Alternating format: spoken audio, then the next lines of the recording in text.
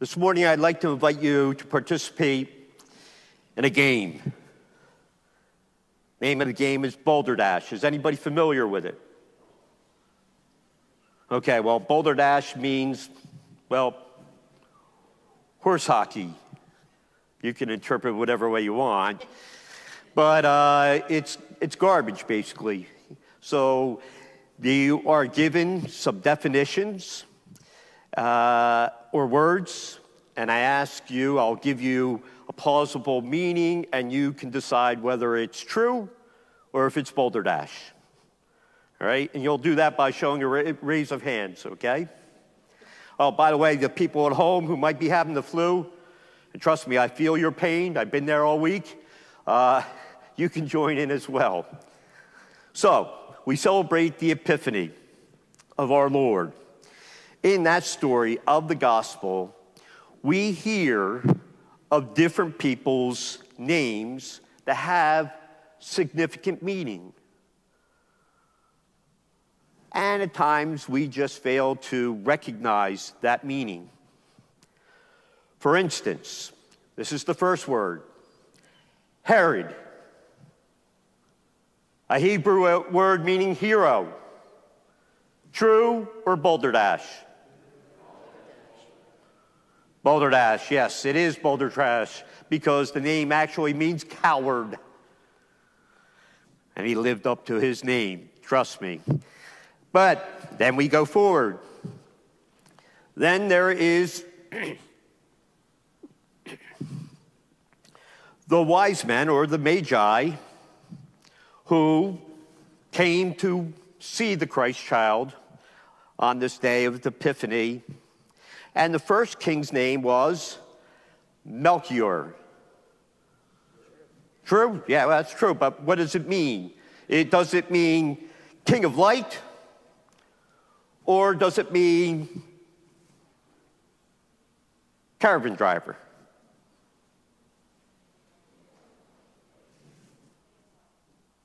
True? King of light? Exactly right. Very good. Now, then we go to the next one, Gaspar. He's the second one. His name, I suggest, means treasure.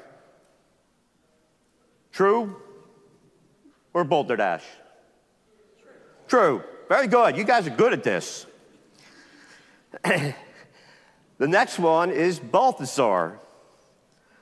Balthasar means one who follows the star.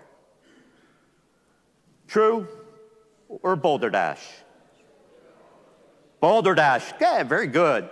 Boulder Dash is, again, what we refer to is because his name means one who saves the king.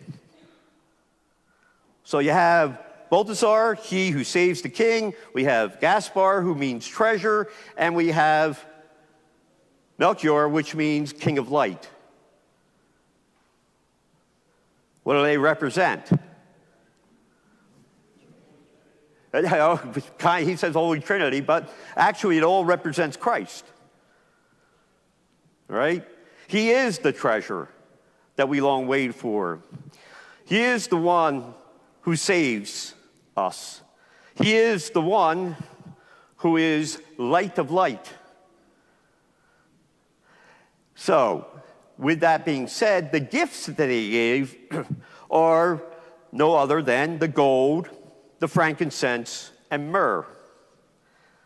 Gold represents kingship, nobility, all right? The frankincense represents priesthood.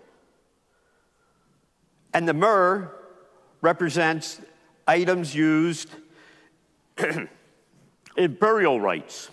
But more importantly, it represents those who, by being a prophet, wound up being killed. So you have priest, prophet, and king. Right? All the prophets were killed. All it's a symbol of death. So I ask you, what does it mean to you? Does it have anything to do with you? Well, I just want you to know, at your baptism, after water was poured and your name was given to you and etched in heaven, you were then anointed with the sacred chrism, which means anointed one, or the Messiah, and you were sealed as priest, prophet, and king. You, like Christ, are called to and commissioned to go out into the world, spread the good news, offer sacrifice for the atonement of sins of others as well as yourself, so as to enter into that new kingdom, that heavenly Jerusalem that we hear of, presented in Isaiah's reading today. The significance of names are very important. I had this exercise the other night with some of the kids for confirmation, because I wanted them to know when they choose a confirmation name, the name actually means something. I.e., if it's Francis, it means outspoken. If it is Matthew, it is gift of God. Paul means someone small, small in the eyes of God. Saul took on that name because that's how he viewed himself. He who was haughty and thought he knew everything realized he paled in comparison to the wisdom of God. Our names have importance, and those names are written and recorded. As Jesus said, be glad that your names are etched in heaven. We take the time to understand our personal role in salvation.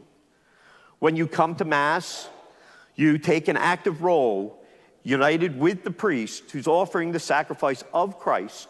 So you're uniting your sacrifice of Christ for the atonement of sin.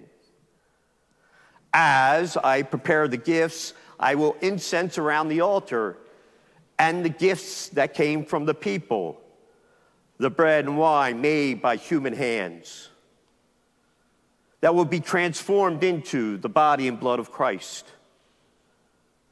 But after I do so, I will then incense all of you, because you too are a gift who provides gifts. You too will practice your priestly makeup by kneeling, dying to self, and offering sacrifice so all people may be forgiven of sin, so that we can stand erect before God. These are things we need to take to heart. When we think of our importance and ourselves as a gift, so when the gifts are drawn up, they are received by God and then perfected by God, given forth to God by his angel on high, restored back to us, and we get to share in the body and blood of Christ. We become in communion with God and others. We are lifted up. We are nourished. We are fed. I was hoping this might be an epiphany for all you. You know that light bulb that goes off, image that's, wow, that's okay. It shocks you into understanding, and it makes things more clearly. Try to appreciate how important you are. Try to explain to your children how important they are, to your spouses. Take the time to pray for your parents during the sacrifice of Mass. For in doing so, you not only honor them and lift them up before God, but you seek any reparation due to the sins they may have committed within their lives. We have so much we can do, and that power of God has been entrusted to us. So, We go forth now, knowing that if we take the time to pray, our prayers will be united. We will be seen as gift and as giver of gifts, and thereby celebrate the glory of God, that sublime glory that was spoken of in our opening prayer. Don't underestimate who you are. Celebrate Christ. Allow yourselves to continue being priest, prophet, and king. It entails sacrifice. It entails hardship. But ultimately, it brings unimaginable joy. God bless you all.